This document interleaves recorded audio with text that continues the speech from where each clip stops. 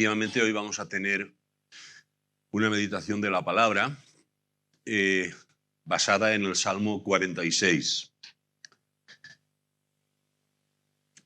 Os he de ser sincero que me he debatido mucho en mi interior a la hora de decidir qué es lo que podía traer esta mañana, que fuese una palabra realmente del Señor y no palabra de hombres.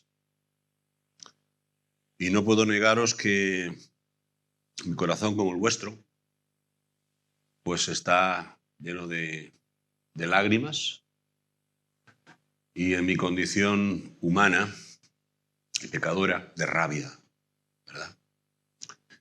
Pero no es eso lo que tenemos que, lo que estamos llamados a considerar y a proclamar. Y debemos hacer un esfuerzo por retornar, aun en los momentos angustiosamente críticos de nuestra historia, a considerar únicamente como verdad lo que Dios nos ha revelado.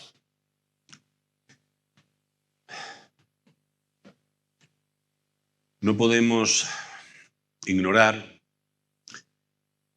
como dijo Marcos el domingo pasado, que en cierto modo la Iglesia ha vivido de espaldas, o por lo menos sin la atención debida, a otros conflictos y otras atrocidades que se han cometido y se siguen cometiendo en nuestro mundo. Y bueno, hay una razón, no es una disculpa, pero sí es una razón.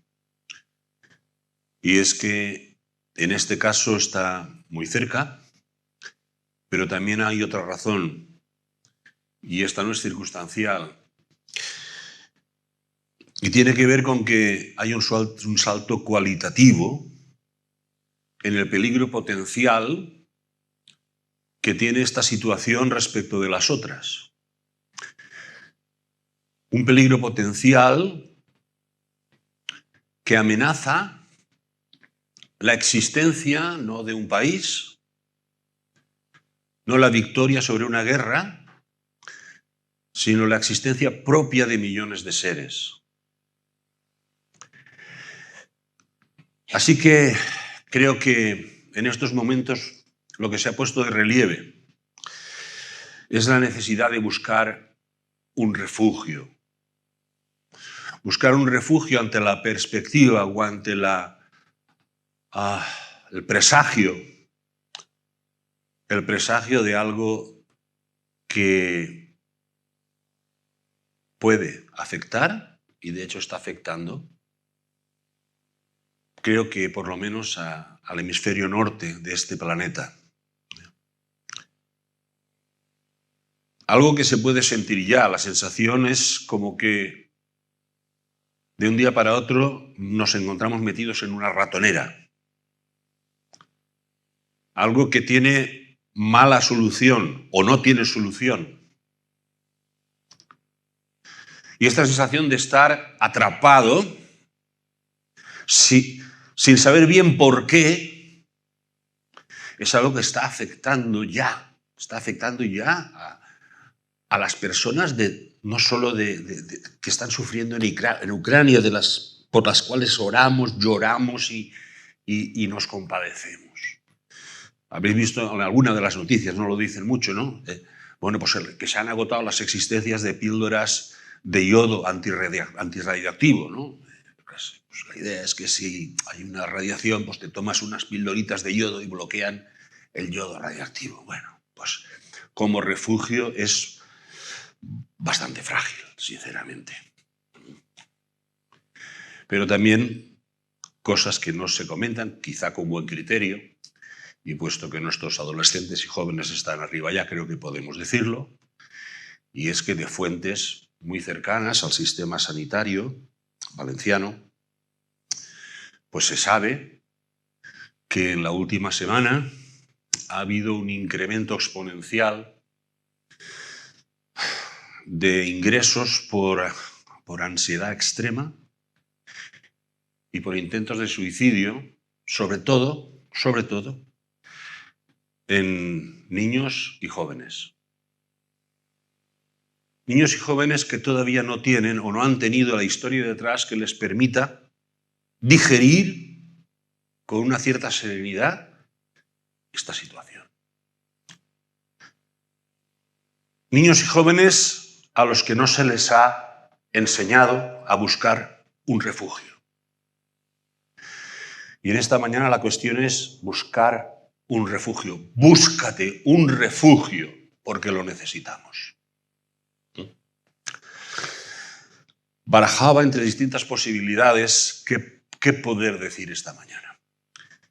Bueno, a mí me gusta la historia, los que me conocéis lo sabéis, y estaba pensando en qué situación posiblemente análoga pudo vivir el pueblo de Dios, cómo reaccionó y qué dijo Dios. Evidentemente, con el salto tecnológico que podemos encontrar de aquellos siglos a la actualidad. Sin embargo, la sensación humana de terror, de miedo, de angustia, sigue siendo la misma. Porque el corazón no ha cambiado, la tecnología sí.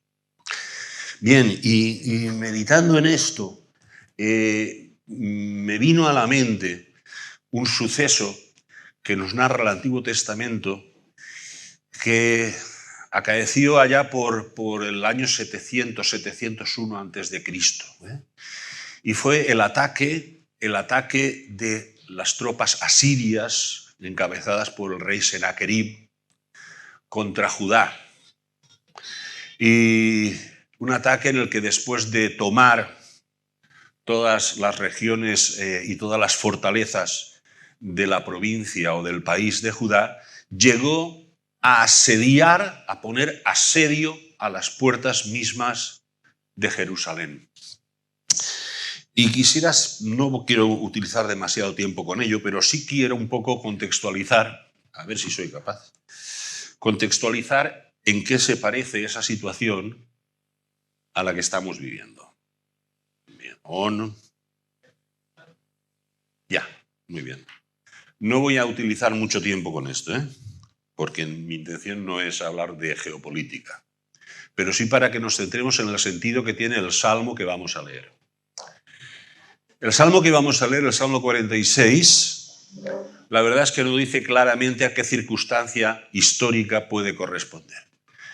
Pero en opinión de hermanos estudiosos y eruditos, evidentemente están de acuerdo que obedece a una situación de un asedio militar y una amenaza bélica que sufre el pueblo de Israel y que muy bien podría estar evocando este suceso. Lo que sucedía aquí, vamos a ver, aquí está. Lo que sucedía aquí, queridos hermanos, que es lo que el Salmo viene a relatarnos, era que Judá se encontraba entre dos grandes potencias, que eran el imperio asirio, esto que veis en verde, y el imperio egipcio. Se encontraba entre ambos dos. En el Valle del Jordán, que era por donde discurría todo el tráfico comercial, etcétera, etcétera, etcétera. A lo largo de la historia, permanentemente, hubo una lucha por detentar el control y el poder de esa franja estratégica que constituía tanto Judá como Samaria, como Tiro, Sidón, Fenicia, etcétera, etcétera. Y según dominaban unos o dominaban los otros, estos países eran satélites de uno o de otro imperio. Tradicionalmente, en los los años que estamos hablando de este salmo, Israel había sido satélite, tributario y aliado del imperio asirio, es decir, del imperio que estaba en el norte. Pero ya llevaba un tiempo en el que el imperio del norte había tenido ciertas debilidades y el rey Ezequías, el rey de Judá, pues había hecho sus pinitos para lograr una cierta independencia. Una cierta independencia, y en esa independencia estaba un tanto proclive a buscar el apoyo para su independencia en el imperio del sur, es decir, que los egipcios me protejan para ser independiente. Los profetas, Isaías y otros, dijeron, no se te ocurra. Pero sí se le ocurrió. Y el imperio del norte fue a Judá, lo atacó, destruyó las fortalezas, masacró a la gente de la provincia y puso cerco a la ciudad de Jerusalén. No sé si esto os suena como analogía de lo que está sucediendo en nuestros días. Bien, pues no os voy a desvelar el final. Os invito a que lo leáis en el segundo libro de Reyes. Es algo que en la Escritura se repite casi palabra por palabra en Segundo Reyes, Segundo Crónicas y en Isaías. Sí que os voy, sin haceros sin, digamos, destripar la historia, sí que os diré que al final lo que ocurrió es un milagro. Lo que ocurrió es un milagro en el que interviene Dios y el pueblo, Ezequías y su ejército no tienen que intervenir. No tienen que intervenir. Dios realiza una intervención y no entran en Jerusalén. Vale, ya no os cuento más. Eso lo leéis, que estaría muy bien, porque es interesante leerlo. Bien. Pues el Salmo 46 que vamos a leer evoca lo que se vivió, o podría evocar lo que se vivió durante todo ese asedio. Y la reflexión que tuvo el escritor del Salmo, inspirado por el Espíritu Santo, y que debiera ser nuestra reflexión hoy también. Vamos a leer este Salmo.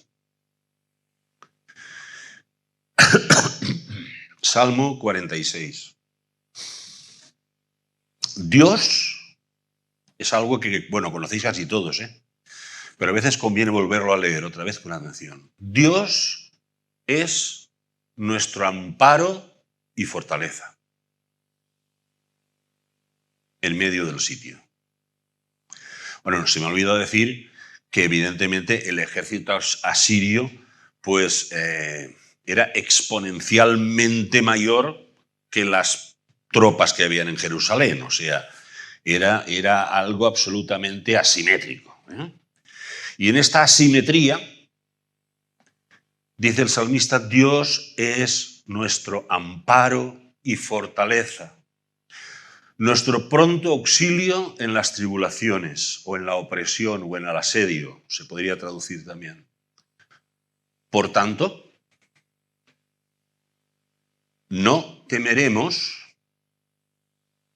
en ningún caso. Y explica lo que significa en ningún caso. No temeremos aunque la tierra sea removida y se traspasen los montes al corazón del mar. Aunque bramen y borboteen sus aguas y tiemblen los montes a causa de su ímpetu.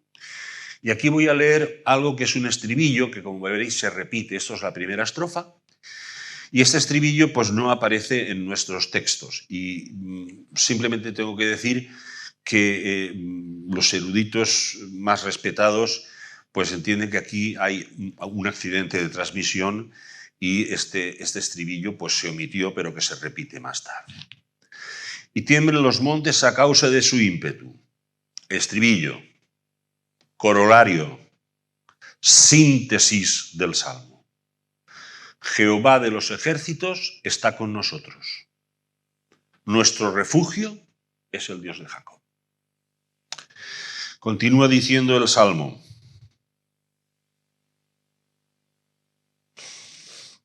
Hay un río cuyas corrientes alegran la ciudad de Dios, el santuario de las moradas del Altísimo. Una alusión, por supuesto, clara a la ciudad sitiada. Dios está en medio de ella y no será conmovida. Dios la ayudará al clarear la mañana. Braman las naciones, se tambalean los reinos. También se podía traducir, se movilizan los reyes. Lanza él, Dios, lanza él su voz, solo eso, lanza él su voz y se derrite la tierra. Estribillo. Jehová de los ejércitos está con nosotros. Nuestro refugio es el Dios de Jacob. Tercera estrofa.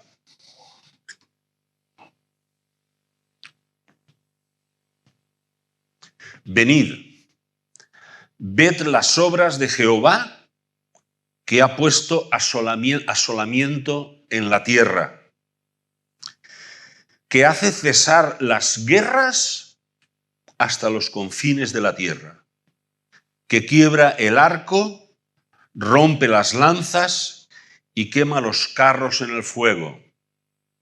Hay un problema con la traducción de esta palabra y puede significar también quema los escudos en el fuego. Estad quietos y conoced que yo soy Dios.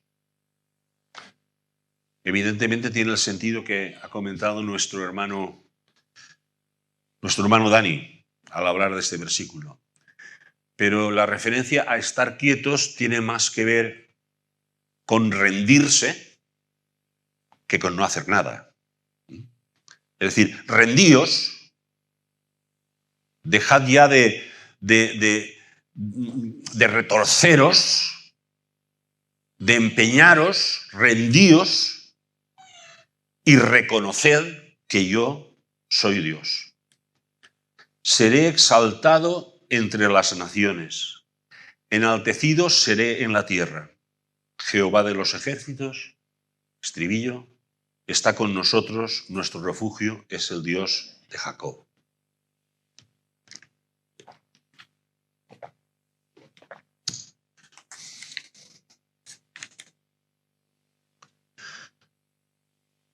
Me gustaría primero hablar un poco del estribillo. El estribillo que podemos leer en la parte final del Salmo, ¿no? Que se repite. Esto es una canción y una oración. Y lo que nos dice es que Yahvé Tsebaot, Jehová de los ejércitos, es decir, Dios, está con nosotros. Y la primera lectura es que el Dios de los ejércitos es el Dios omnipotente. Lo puede todo, no hay fuerza, no hay ejército, no hay poder humano que pueda oponerse al Señor, a Dios. A este Dios que también se confiesa como el Altísimo, porque Él es el Altísimo, el que tiene, habla de las moradas del Altísimo. Está tan alto, tan por encima, que nada puede amenazar a Dios, ni a su voluntad, ni a sus planes, ni a sus designios. Ahora bien, en este estribillo hay algo también que que creo que nos habla directamente. Jehová de los ejércitos está con nosotros. Equivale a decir, Dios está con nosotros. Bueno, todos los ejércitos del mundo, todas las naciones, inclusive cuando yo era un chaval, todos los equipos de fútbol, Dios estaba de su parte. Todas las naciones tienen su Dios. Y cuando luchan, todas están, Dios está de parte de ellos. Bueno, evidentemente no es esa la idea que hay aquí. La idea que hay aquí es la idea de Emmanuel, Dios con nosotros. Emmanuel, Dios con nosotros, no es tanto que Dios está de nuestra parte, sino que nosotros estamos de la parte de Dios. O deberíamos estarlo, que es algo totalmente inverso. Lo que Dios asegura para aquellos que le buscan, que se someten a Él, que quieren seguirle, lo que Dios asegura es la presencia real y actual en medio de su pueblo. Y era la promesa que Dios había hecho a Israel. Pero también es la promesa que Dios ha hecho a la Iglesia y a todo aquel que quiera acercarse a Dios. He aquí, yo estoy con vosotros todos los días hasta el fin del mundo, sea como sea el fin del mundo. Yo estoy con vosotros. Jehová de los ejércitos está con vosotros, con nosotros, si buscamos sus caminos y si nos acercamos y confiamos en Él. Pero hay una paradoja, porque Emmanuel, Dios con nosotros, es Jehová de los ejércitos. Pero también es el príncipe de paz. ¿Cómo podemos conjugar esto? Es un Dios que va a intervenir y que interviene masacrando a los agresores.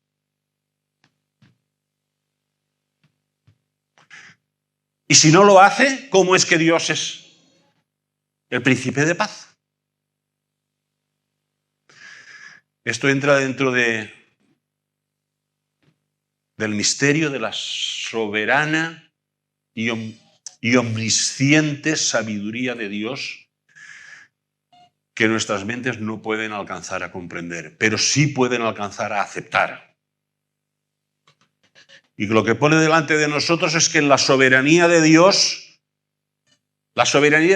es una fuente que emana, esto es algo, un pensamiento y una frase que casi tomo literalmente de José María Martínez, es una fuente que emana por dos caños. Por un caño la soberanía de Dios, el saber que Dios lo controla todo, es consuelo, es aliento, es refugio para los que se acercan a Él, para los que creen. Pero también es aviso, admonición, advertencia para el hombre impío, arrogante, que olvida que por encima de él hay alguien altísimo al que de ningún modo puede desafiar. Y para ambos, para los unos y para los otros, la voluntad de Dios es que reconozcan que Él es el soberano. La voluntad de Dios para ambos, para agresores y para agredidos, es que vengan al conocimiento de la verdad y sean salvados y transformados por su poder. Cómo Dios, dentro de su sabiduría, dentro de su mente, coordina y organiza todo esto, no podemos entenderlo. Pero tenemos que aceptarlo por fe. Nuestra vida es por fe. Y como nuestra vida es por fe, confiamos en Dios, confiamos en su sabiduría, confiamos en su misericordia, confiamos en su justicia y confiamos en que Dios actuará.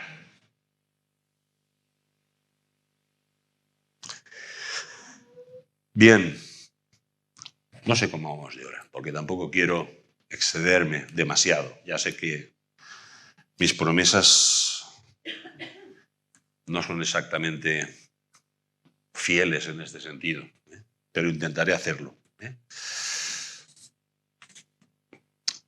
¿Cómo vivía aquella Jerusalén o aquella ciudad? Perdón. A ver.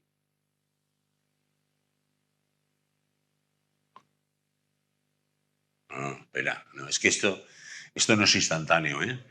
Menos mal que esto no es el botón nuclear, ¿eh?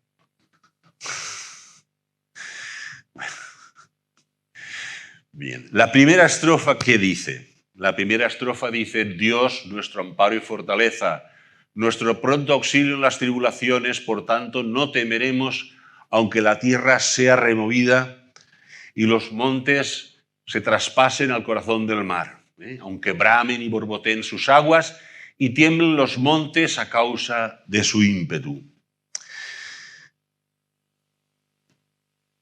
He dicho que nos sentimos en una ratonera.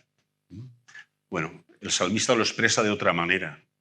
El salmista expresa la situación que está viviendo como si todo el orden mundial, toda la existencia, estuviera regresando al caos previo a la creación, donde las aguas se confundían unas con otras, donde la tierra no tenía unos límites determinados, donde las aguas anegaban las montañas, donde brotaban fuentes del subsuelo y en cierto modo es algo análogo al diluvio universal. Es decir, las aguas, el mar, un mar embravecido, espuma furibunda, está anegando todo. Está negando todo y hasta lo que creíamos más firme. Las montañas asentadas, inamovibles, se derrumban, se tambalean y se caen. Todo límite establecido ha quedado roto.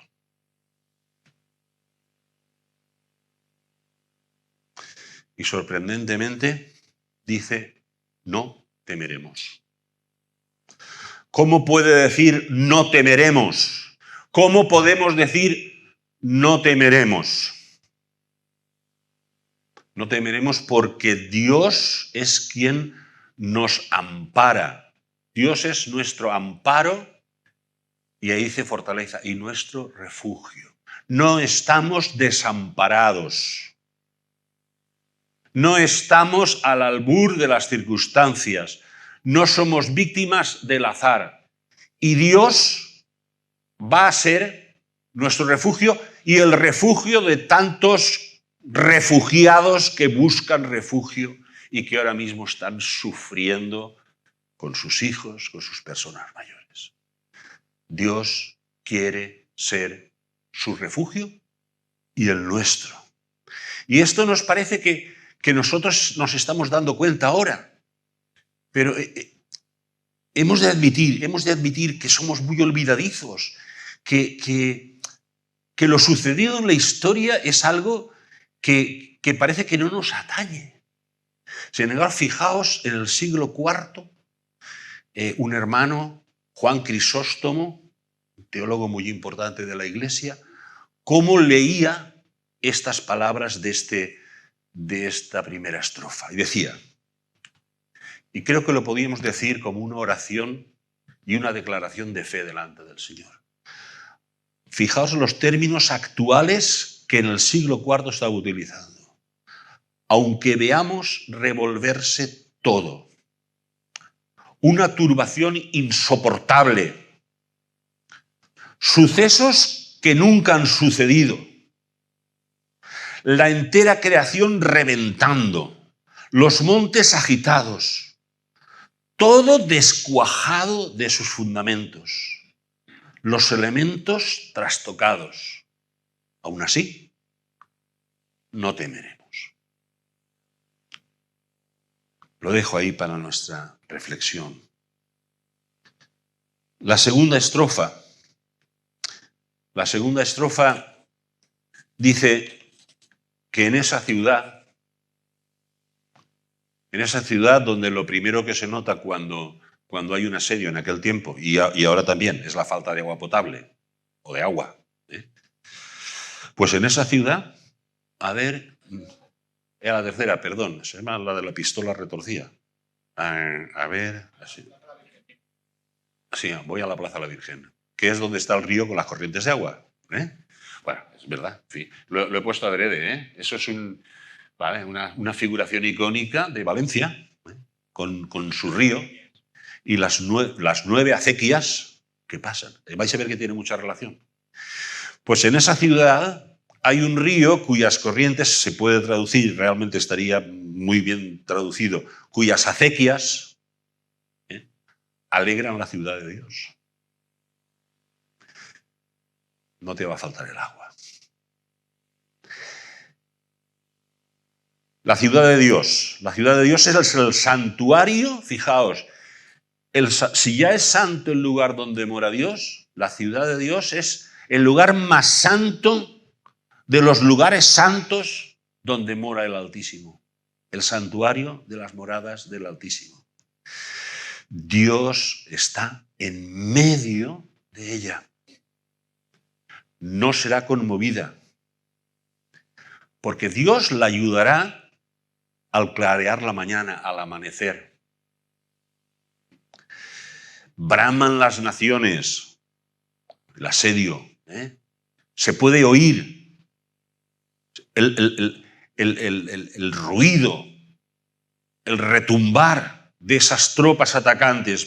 Braman las naciones, se movilizan los reyes, se tambalean los reinos. Vuelvo a decir, puede traducir, sabéis que el hebreo tiene muchas variantes. Se movilizan los reyes, es decir, el plan de ataque está puesto en marcha y está actuando. Eso se sabe, se nota dentro de la ciudad. Pero, fijaos ahora, hay un contraataque, reciben armamento. No. Lanza él su voz y se derrite la tierra. Lanza él su voz y se derrite la tierra.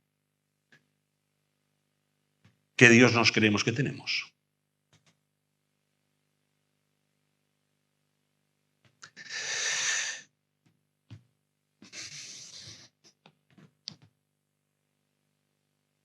La experiencia del pueblo que confía en Dios es que puede tener paz y abundancia en medio de la tribulación, de la persecución y del éxodo. Fuera hay lo que hay. Pero en la presencia de Dios, en las moradas del Altísimo, hay paz, hay frescura, hay agua, hay fecundidad, hay vida. Porque la presencia de Dios es el lugar del Altísimo. Y Dios nos sostiene en alto. Dios sostiene en alto a los que se acogen a Él. No solo a nosotros que decimos, bueno, pues como Dios me sostiene en alto, ya se apañarán los que están sufriendo. No, ya veremos que no es así. Pero nuestros corazones tienen que vivir esa realidad de frescura, abundancia y vida. Los tienen que vivir porque la promesa de Dios y la confianza que tenemos es que al clarear la mañana, al amanecer, justo en la hora tradicional en la que en aquella época se desataban los ataques a las murallas o las batallas se iniciaban al amanecer, justo cuando vaya a iniciarse la batalla decisiva, Dios va a actuar. Y esto nos da derecho a reclamar un milagro, a esperar el milagro. Porque desde el punto de vista humano, cierto, estamos en una ratonera. Pero en nuestra ecuación entra el poder de Dios. En nuestra ecuación entra la realidad del Dios que está en medio de nosotros, del Dios que tiene todo el poder y toda la misericordia, más allá de la nuestra, para actuar. Y es obvio. Cuando oímos y hacemos análisis, pues desde el punto de vista de los recursos del hombre, pues nuestras conclusiones pueden ser funestas, muy pesimistas, ¿verdad? Pero si nos quedamos ahí, ¿qué hacemos aquí como iglesia? ¿En qué creemos?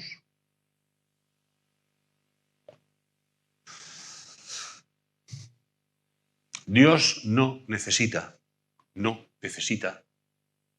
más que emitir su palabra para cambiar las cosas. Así es como creó el mundo. Por su palabra fueron hechas todas las cosas. Dios no se arremangó, ni se despeinó, permitidme esta expresión un tanto irreverente. Dios dijo y fue hecho. Dios dijo y fue hecho. Eso en Génesis. Y si vamos a Apocalipsis, Dios vence al mal, a la maldad y a la opresión. ¿Con qué? ¿Con una bomba atómica? ¿Con metralletas? Con la espada de su boca.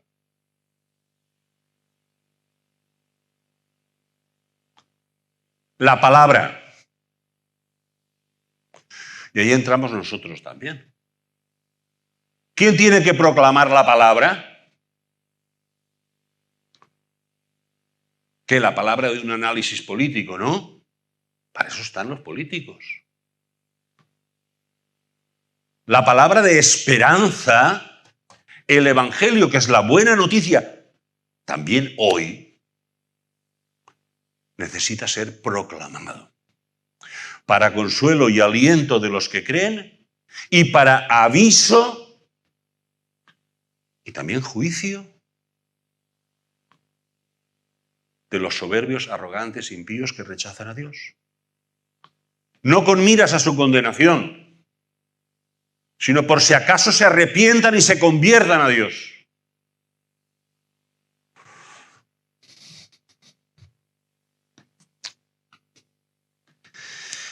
La tercera estrofa es una llamada.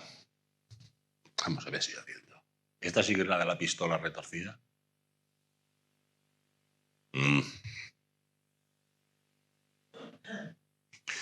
A ver, ¿me la pasáis? Es que no me responde. La siguiente, porfa.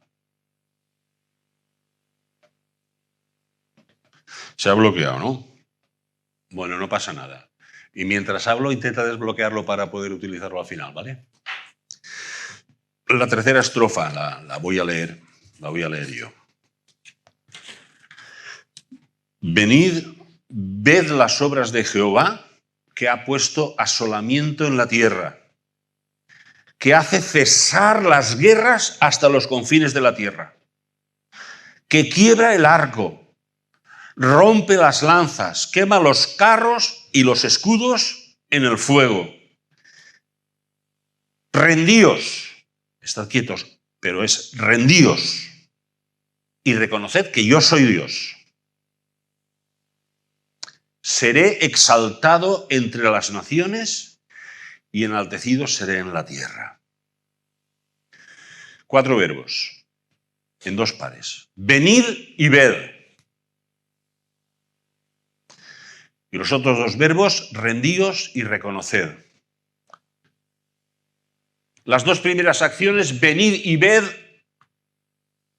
son imperativos que lanza el salmista para aquellos que están asediados, agobiados y atrapados en el asedio.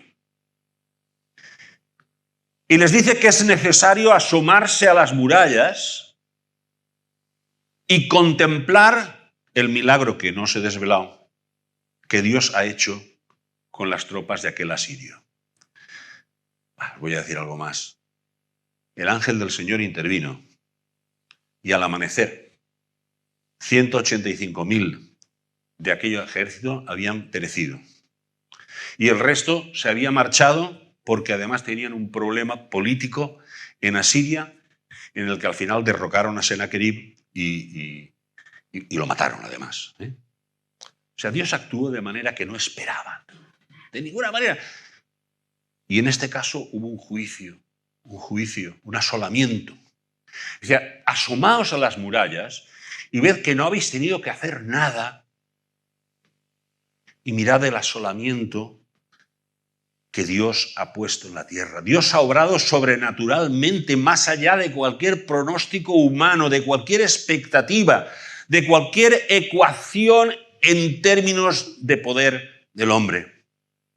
Y la prueba tangible era aquella asolación.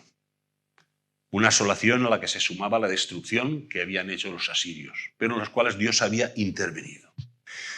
Y la segunda vina, la segundo par de verbos, rendíos y reconoced, los dice el Señor. Los dice el Señor y se lo dice a los arrogantes, a los enemigos, en este caso a los agresores que desafiaban a su pueblo. Y no es un consejo, no es un consejo, ya no les quedaba capacidad bélica. Es una exigencia de Dios de una rendición incondicional. Una exigencia en la que no se pide solamente que cese la guerra, que cese esa batalla, sino que desistan, que abandonen todo plan agresivo y expansionista. Rendíos. Dejad ya de pensar como pensáis, en términos de hegemonía, en términos de independencia, en términos de alianza, en términos de nación. Rendíos y reconoced. Reconoced que yo soy Dios. Indudablemente, este reconocimiento no era por conversión. Este reconocimiento era por derrota. Y esto nos tiene que llevar una vez más a este versículo tan cantado y tan recitado por muchos de nosotros. Y es que Jesús ha recibido un nombre que es sobre todo nombre. Es Jehová de los ejércitos, es el príncipe de paz, es el Altísimo, un nombre sobre todo nombre. ¿Para qué? Para que toda rodilla se doble y confiese que Jesucristo es el Señor. Para nuestra victoria, no, para gloria de Dios.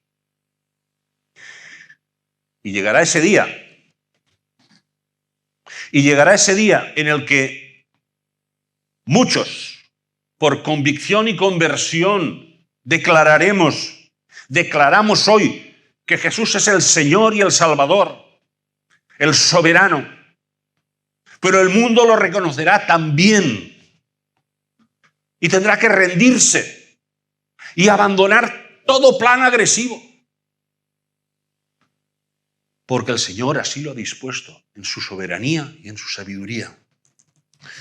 Pero otro punto que conviene destacar aquí es que Dios no vence solamente al enemigo, es decir, Dios no solamente gana esta batalla, Dios no acaba con esta guerra. Dios acaba con las guerras. Ese es el propósito que tiene el Altísimo. Por eso es el príncipe de paz. Porque el Señor hace cesar las guerras hasta los confines de la tierra. Porque quiebra el arco, rompe las lanzas y quema en el fuego todo armamento. No se trata de esta guerra, porque hay tantas guerras en el mundo. Las que tenemos más lejos. Y es que la idea de Dios, el modo en que Dios ve la guerra, no se trata de buenos y malos. No se trata de los que tienen más razón y tienen menos razón. Eso existe, eso es así. Para Dios la guerra es una pandemia. Para Dios la guerra es una enfermedad que aqueja el corazón del hombre desde que el hombre pecó hasta nuestros días. La guerra es la punta del iceberg sangriento de la maldad humana.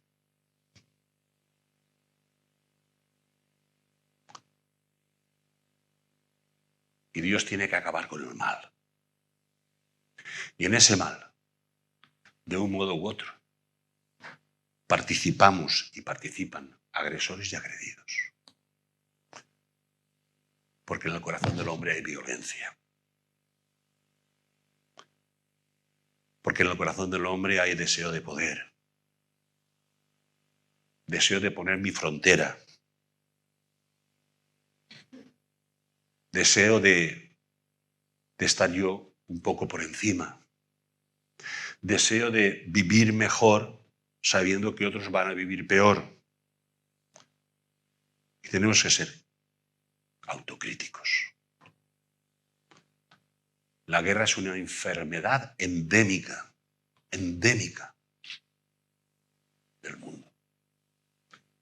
Y solamente Dios acabará de una vez por todas con esta guerra y con todas las guerras. ¿Cómo? Por la palabra de su boca. Cesará la guerra porque Dios lo hará. Pero también cesará la guerra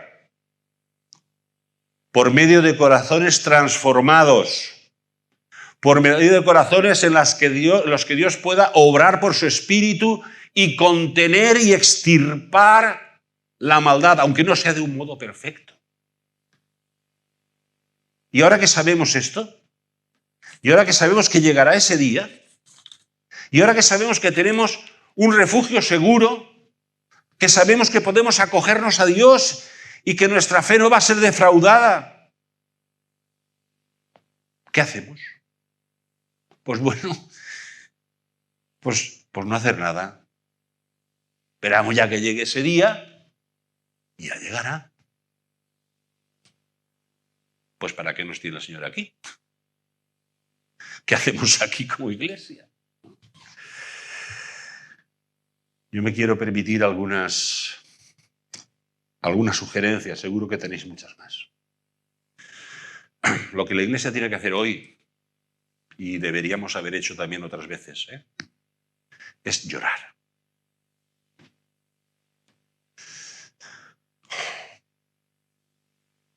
Dar canal a nuestras lágrimas por la maldad de este mundo, por las atrocidades. No podemos dejar que nuestras emociones y nuestros corazones se vuelvan insensibles. Esto puede que dure. ¿Sabéis? Las cosas cuando duran uno empieza a olvidarlas, a normalizarlas. Para nosotros no puede ser normal la violencia. Tenemos que, por supuesto, denunciar y protestar. Denunciar y protestar. ¿Con qué? ¿Con qué? Y aquí la Iglesia y los creyentes debemos de ser muy cautos. Debemos ser muy cautos para no ser asumidos y absorbidos por facciones de cualquier tipo. Debemos de protestar con la palabra revelada, y denunciar las aberraciones, la inhumanidad de esta guerra y de todas las demás.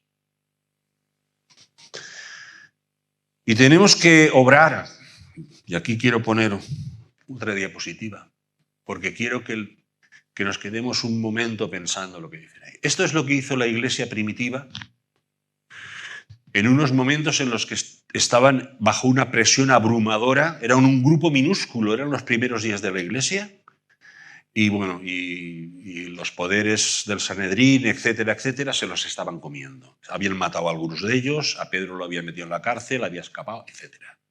¿Y qué hizo la iglesia? Se puso a orar. Se puso a orar.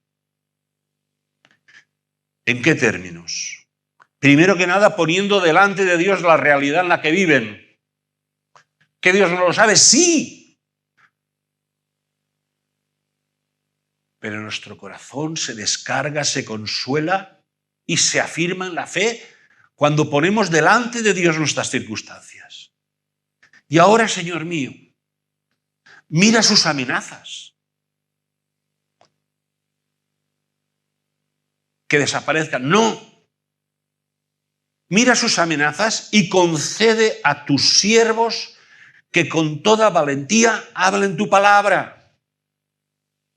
Necesitamos presentar a este mundo la realidad de Dios, de su amor, de su voluntad, de su salvación, de una manera firme.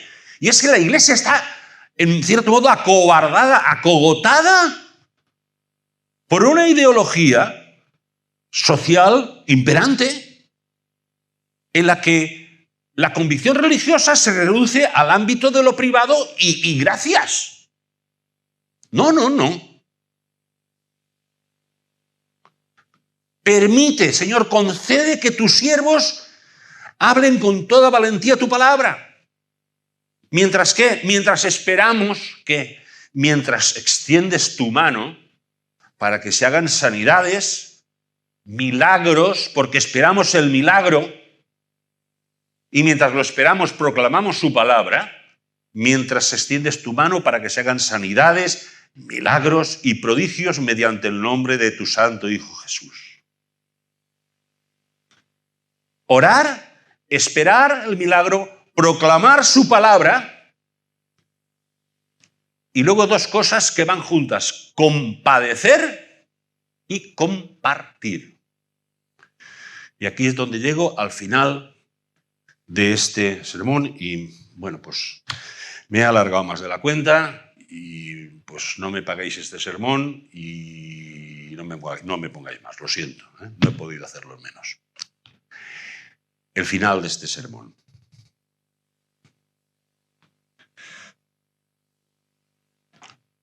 Compadecer y compartir. El día 27 de marzo haremos aquí, ese domingo, una ofrenda especial que irá destinada a los desplazados de toda esta crisis humanitaria, de estos que están sufriendo. Y esto es para que, bueno, pues hagamos nuestras provisiones financieras, preparándolas para ese día, si es que vamos a ofrendar por medio de la ofrenda del cepillo, y aquellos que estáis en vuestras casas, que no vais a poder venir, o que queréis hacerlo de otro modo, lo podéis hacer también por transferencia bancaria, de la misma manera que hacéis otras ofrendas a la Iglesia. Si alguien no conoce el número de cuenta de la Iglesia, pues puede pedirlo a Alejandro o a Teresa Corihuela y se lo facilitarán. El Consejo está mirando cuáles serán las vías más pertinentes y más directas y en las que podamos tener plena confianza de que ese dinero se va a utilizar de una manera totalmente correcta y con los menores gastos posibles. Todavía no podemos contaros, porque todavía no lo sabemos, estamos mirando varias vías, por qué vía vamos a canalizarlo. Os lo haremos saber antes de la ofrenda. Y, bueno, pues dejar con vosotros este anuncio. Día 27, preparemos nuestros corazones llenos de lágrimas, pero también nuestros bolsillos, para ayudar a estos hermanos. Porque dice Juan que el que tiene bienes de este mundo y ve a su hermano tener necesidad y cierra contra él su corazón, ¿cómo mora Dios en él? Pero Dios está con nosotros. Que el Señor nos bendiga.